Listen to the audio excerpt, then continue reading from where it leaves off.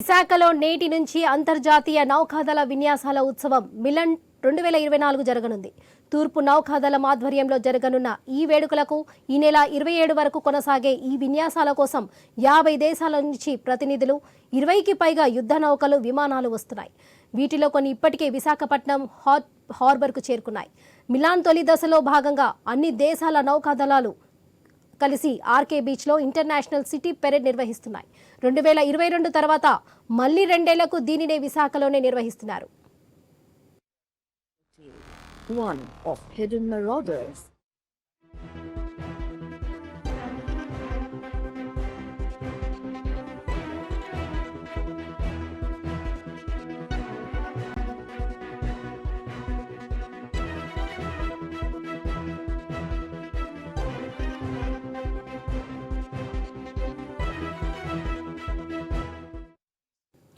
ఈ కార్యక్రమానికి రక్షణ మంత్రి రాజ్నాథ్ సింగ్, ఉపరాష్ట్రపతి జగదీప్ ధన్కడ్ ముఖ్య అతిథులుగా హాజరు కానున్నారు.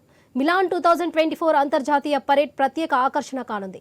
విశాఖ ఆర్కే బీచ్లో జరిగే ఈ అంతర్జాతీయ నేవీ పరేడ్లో వివిధ దేశాలకు సంబంధించిన నేవీలు, సాంస్కృతిక బృందాలు కూడా ప్రదర్శన నిర్వహించనున్నాయి. తూర్పు నౌకాదళ ప్రధాన స్థావరం వద్ద ప్రత్యేకంగా మిలాన్ విలేజ్ను ఏర్పాటు చేయబోతున్నారు.